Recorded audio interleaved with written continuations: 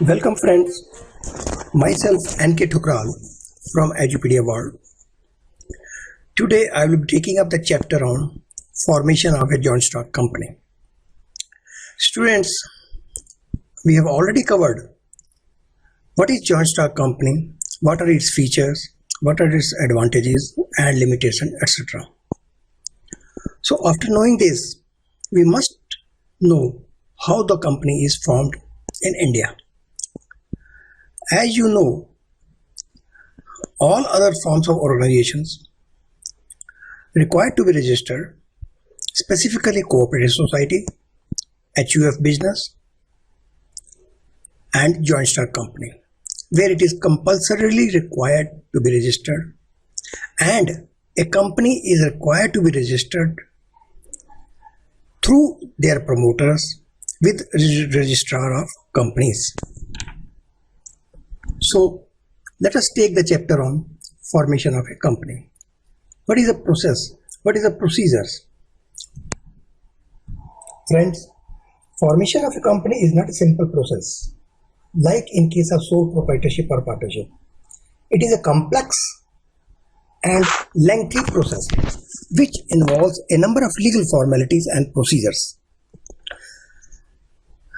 The formation of a company, there are 4 stages. We can divide into 4 stages. Number 1 is promotion. Number 2 is incorporation. Number 3 is raising of capital. And number 4 is commencement of business. It must be noted that these 4 stages are needed for formation of a public limited company. For a private limited company, only the first 2 stages are required. That is, a private company can start its business immediately after obtaining the certificate of incorporation. Now let me brief you one by one. What is promotion of a company? Promotion is the first stage in the formation of a company. It includes the steps like identification of a business opportunity, analysis of its prospects, and taking steps to implement it for formation of a company. What is promotion?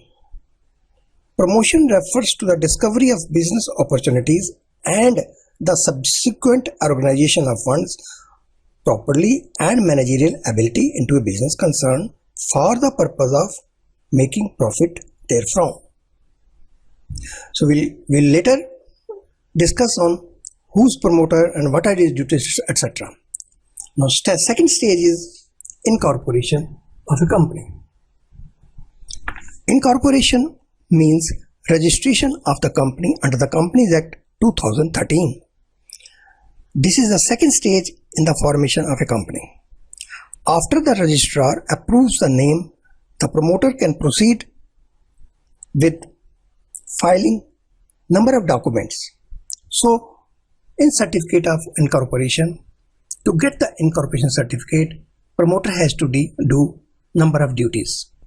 Number 3rd stage is raising of capital. After the company is incorporated, the next stage for the public company is to raise the necessary capital. In order to raise funds, a public company can issue shares and debentures to the public. For this, a promoter needs to issue a prospectus. Last stage is commencement of business. After receiving the minimum subscription through new issue of shares, a public company makes an application to the registrar for issue of certificate of commencement of business. For that, number of formalities are required to be complied by the company through its promoters. Now let us discuss first stage, that is promotion of a company.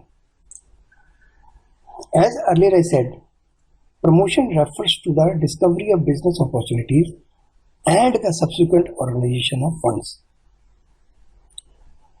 What is promoter? Who's promoter? What is his legal position? There are so many questions comes into the mind. Let us discuss who's promoter.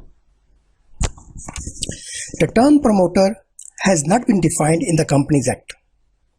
However, we can define in such a way, in a simple way, that is, promoter is a person who conceives the idea of starting a business, examines the feasibility of idea, assemble various resources, prepare necessary documents, and perform other activities needed to commence the business. So all these duties a promoter or a person has to perform who is known as a promoter. Second question comes, what is the legal position of a promoter? Legal position of a promoter is, he is neither an agent nor a trustee of the company. He simply performs his functions, what he ought to do. One by one we can say that, number one step is, promoter is not an agent as the company is not yet registered and he is personally liable for all the contracts entered into him. Secondly, we can say that promoter is not a trustee of the company. However, we must understand that he stands in a fiduciary relationship, that is, relationship of utmost faith. With a full trust, he has to perform his duties. He should not make any secret profits in the dealings, and if he makes, then such profit should be disclosed. That is a duty. So promoter is not a trustee of the company. Simply he has to perform and he is in a position as a relationship of utmost faith. Next, we can say that promoters are not legally entitled for the expenses incurred in the promotion of the company. However, the company may reimburse such pre-incorporation expenses. Also, we can further say the company may remunerate the promoters by making a lump sum payment or commission on the basis of property purchased or shares sold. The company may allot shares or debentures to the promoters or give them an option to purchase the securities at a future date. So these all are activities coming under the promoter. So promoter's position is very clear. Simply in one line we can say that neither he is a trustee nor he is an agent, but he stands in a fiduciary relationship. Now let us see what are the functions of a promoter. Now let us discuss the functions of promoter one by one. Number one is to conceive the idea. The process of formation of a company begins when promoter identifies a business opportunity or an idea. The idea may be with respect to setting up a new business or expansion of the existing unit or merger of two business units. So the promoter also undertakes preliminary analysis of the idea in terms of profitability, risk involved, resources required, etc. All these factors he has to consider and come on the idea. After conceiving the idea, the promoter proceeds to explore the feasibility of the business. Second function is feasibility studies. It may not be feasible or profitable to convert all identified business opportunities into real projects. So, before investing the money in idea, detailed feasibility studies are conducted in order to investigate all aspects of the intended business. Depending upon the nature of the project and with the help of specialists like engineers, CAs, etc., he has to conduct the feasibility studies, which may include technical feasibility, financial feasibility, and economic feasibility. Third is name approval. So another function a promoter has to perform is obtaining the approval of name of the company. The promoters have to select a name for the company and get it approved from the registrar of companies. It has to be ensured that name selected for the company does not match with the name of any other company. Only this is the special ingredients under name approval. For this, 3 names are given to the registrar in order of preference. The registrar approves the name if the proposed name is not identical to the name of any other existing company or it is not misleading. Next function is submission of documents. So after obtaining approval, the promoter has to submit the important documents as per requirement.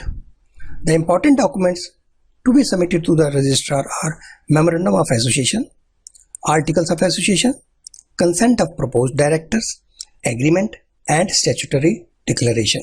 These all are required under Companies Act procedure. Next function is Consent of Directors. In addition to Memorandum and Articles of Association, a written consent of proposed directors is required to confirm that they agree to act in that capacity and undertake to buy and pay for qualification shares. So this is very important function of promoter. And last is Statutory Declaration. A statutory declaration is to be submitted to the registrar stating that all the legal requirements of the Companies Act in regard to incorporation have been complied with. The statement has to be signed by any of the following persons: Advocate of High Court or Supreme Court, or a chartered accountant or company secretary in practice, or a person named in the articles as a director or manager or secretary of the company. So these all functions are required to be performed by a promoter. As students, I said that a promoter needs to submit to the registrar of a company the important documents. Let us briefly discuss. Number one is Memorandum of Association. What is Memorandum of Association? Memorandum of Association is the principal document of the company. It has been described as the charter of the company, as it contains the powers and objectives of the company, defines the scope of its operations and its relations with the investors and outside world. The company has to work within the limits laid down in the memorandum. I may repeat it that this is the important charter of the company, and all the important functions, operations, etc. are to be mentioned in this document. Now, normally what it contains? What are the contents of Memorandum of Association? Number one is name clause. This clause contains the name of the company with which the company will be known. Second is registered office clause. This clause contains the name of the state in which the registered office of the company is proposed to be situated. Third is object clause. Under object clause, two important things have to be mentioned. Number one is main objects. Number second is other objects. Main objects, I mean, this subclause lists out the main objects for which the company is formed, and in case of other objects, this subclause includes those objects which are not included in the main objects. Next content is liability clause. This clause states that the liability of the members of the company is limited to the amount unpaid on the shares owned by them. Next is capital clause. This clause specifies the maximum capital which the company will be authorized to raise through the issue of shares. The division of authorized capital into a number of shares with their face value is also specified in this clause. For example, the authorized share capital of the company may be rupees 2 crore divided into 20 lakh shares at the rate rupees 10 each. It must be noted, it is very important that the company cannot issue share capital in excess of the amount mentioned under this clause. Next is association clause. In this clause, the signatories to the Memorandum of Association state their intention to be associated with the company and also give their consent to purchase qualification shares. So students, after giving you the brief of Memorandum of Association, the main charter of the company, next is Articles of Association. What is Articles of Association? The Articles of Association is a document containing the rules and regulations for the internal management of the company. I may repeat it, that it contains the rules and regulations for the internal management of the company. It is subsidiary to the Memorandum of Association and hence cannot include any powers prohibited or excluded by the memorandum. Now let me tell you the important consideration coming under Articles of Association. Number one is objectives. Articles defines the rules of internal management of the company. They indicate how the objectives of the company are to be achieved. Second is position. This is a subsidiary document and is subordinate to both the Memorandum of Association and the Companies Act. Necessity. It is not compulsory for a public limited company to file articles. It may adopt Table F of the Companies Act. Alteration. Articles can be easily altered by passing a special resolution. I mean to say, a special resolution needs to be passed and articles can be easily altered. Validity. Acts done beyond the articles can be ratified by the shareholders by passing a special resolution, provided they do not violate the Memorandum of Association.